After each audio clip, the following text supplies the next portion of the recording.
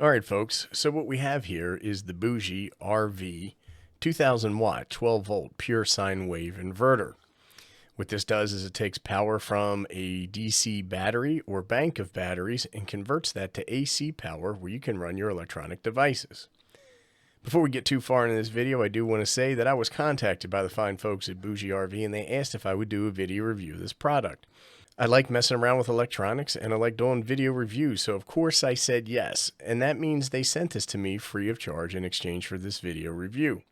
If you're the type of person who is triggered by sponsored content on YouTube, I'd suggest you go watch some cat videos. Alright, so let's take a pretty good look at this thing and see what's doing. First, we're going to take a look at the hind end, or the business end, and this is where the power is going to go in.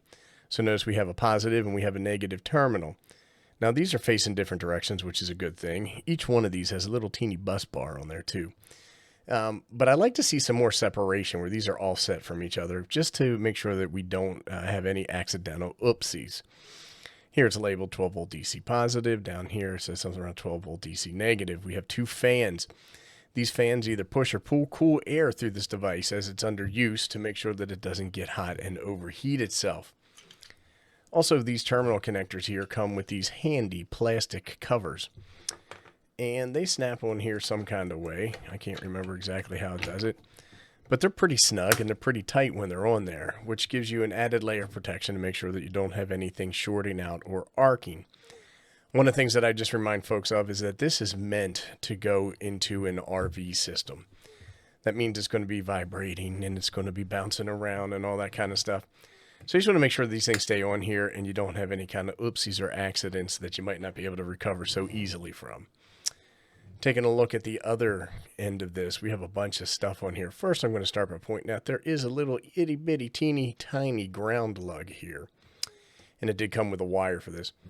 Oh, it didn't come with any mounting hardware. So you would use these slots down here to mount this to some sort of device to keep it snug. Didn't come with any mounting hardware. Not a big deal, but I thought I'd point it out.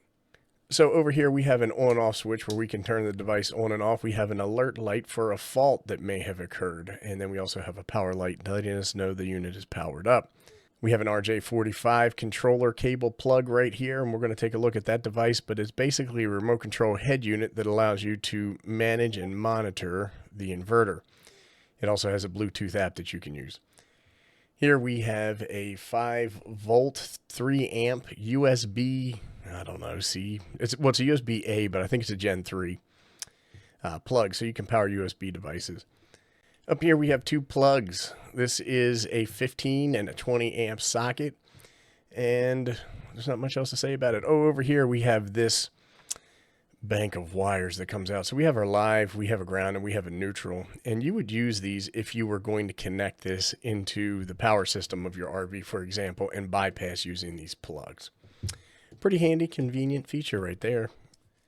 So it came with a couple of bags of fuses. Some of these are marked 50 amps, some of these are marked 40 amps. I don't know if it uses 40 and 50 amp fuses in here, or if we got an extra bag, or there was some kind of something or other. I guess we could take this apart, take a look inside and see what's going on. But anyhow, there are fuses, and that means if a fuse goes bad, you are expected to replace it in here. Not a big deal. Also, we got these two wires, and these are the wires that you would run from your battery to your inverter. These look a little small, probably are just fine, but I don't think we're going to use these in our testing because I've already got the bench wired up and I have big fat porky wires that I like to use. I'm not saying there's a problem with these. Somewhere on here it says 25 millimeters squared, so that's a European number. I'm not exactly sure what that means. And then here's a ground cable this thing came with. It also came with this, and I said we were going to take a look at it, and this is the control unit that connects with that phone cable type jack. So here's our wire, RG45, I think is what this is, RJ45. And it's a flat wire, make it nice and easy to run through your camper. And then it has this, the brains of the operation. Not going to be using that. But there it goes, that comes off, and then we have an on-off button on here, and I don't know what the rest of these buttons are. We got a backlight button, and I guess this is an AC, change it from 110 to 120 volts. We'll hook it up and we'll figure it out. There's also a couple of holes on here, and you can see that that's probably, is there more plastic on here?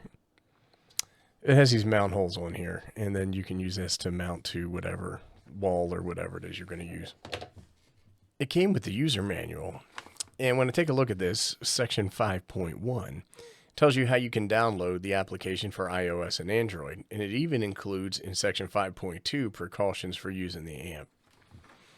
Here's the external display panel, and it was saying that number 13 is your AC voltage switch. That was a button I was all confused about. And here's some various things that it shows up here, but we're not going to go over that now. We'll take a look at it live when we have it set up. I did want to use this manual to review the specs, and I cannot turn this page to save my life. So if we take a look at the specifications, we have the BV122000. So it's 2,000 watts. It says our peak power for 1 second is 4,000 watts. It says 110 voltage AC or 120 default, 50 or 60 hertz. Rated input voltage 12 volts DC. We're probably going to be pushing somewhere around 13.8 initially. And here's where it shows you that you do have some variance in the range. Pure sine wave, a 90% or greater efficiency. Full load efficiency, 86% or greater. We'll have a battery alarm at 10.5 volts and over discharge cutoff at 10 volts DC. Over voltage is 15.5. Here's your operating temperature, 40 to 185 Fahrenheit. Ooh, 185 Fahrenheit sounds hot. Storage temperature anywhere from 40 to 176 degrees Fahrenheit. Noise, it is less than or equal to 60 dB. Well, how about that? Here's some information about it's RS485 communication port. And here's some information about the fan, but you can look all this stuff up online. I don't think there's anything else over here that I really wanted to go through. So I did want to show a couple of screenshots of the BougeRV app. I did not install the app on my phone. It's not that I'm afraid of installing the app, but I do a lot of these reviews, and I just end up with more apps and accounts in different places than I want. But if you take a look at this, what you can see is real-time data, AC output power, and battery voltage. You can also see cumulative data and things like the temperature of your device. And it allows you to manage different settings and make adjustments to how your inverter is configured. So I do think that the Bluetooth app is a strong selling point for this particular product. Okay, we've got everything set up. We're using the Akuku 100 amp hour lithium iron phosphate battery as the power behind this.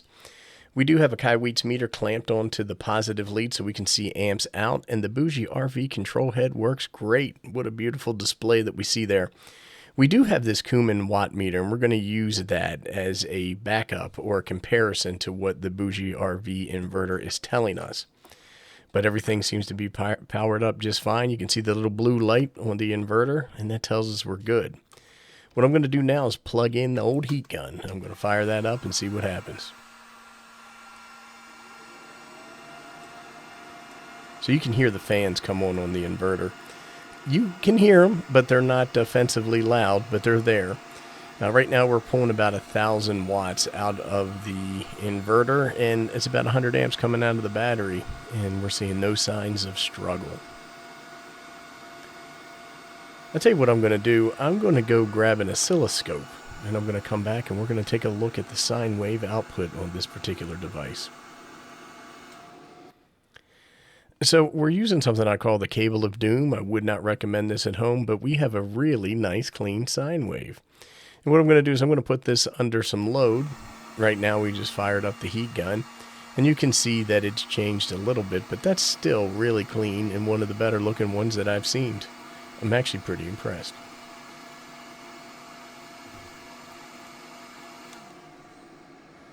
All right, so I just turned everything off. What I think I'm going to do is go get something else to add a little bit more fun into the mix in the form of a space heater. All right, there's our space heater, and you can see that's now fired up. And if you look at the red clamp on meter, you can see right now we're pulling around 150, and that number is going to keep go up. Amps out of the battery, and we're at around 1,600 watts. Now, what has just happened is that we tripped the BMS inside the battery. We were pulling too much juice out of it for too long beyond its manufactured specification, which I guess is okay. We're not upset about that. So what I'm going to do right now is I'm going to go get another battery. I'm going to set that up, and we're going to come right back. And here we are with the Red Odeo 100 amp hour battery. I didn't hook up the oscilloscope again because we saw the sine wave was clean, so we were good there. Let's just put some draw on this. Right now we're at about 400 watts coming out of the BougeRV, and we're about 50 amps coming out of the battery. So what I'm going to do now is turn on the heat gun, and we're going to push this thing up. I think we crest around 200 amps out of the battery, which would technically put us in the 2,000 watt range. We never had the watt meter say 2,000 watts. So technically we didn't push the inverter to failure, but what I can tell you is it handled this just fine. And also left devices running on this inverter for a few hours outside this small clip of a video, and I had no problems at all. So I'm definitely going to give it a pass and say I actually like this thing quite a bit. The BougeRV 2000 watt pure sine wave inverter, I like it. There'll be a link below where you can check out the price and all the ordering information and any other additional information if you're interested. As always, thanks for watching. Thanks to Bougie for sending this to me. If you have any questions, comments, suggestions, or recommendations, go ahead and post them below and I'll do my best to respond.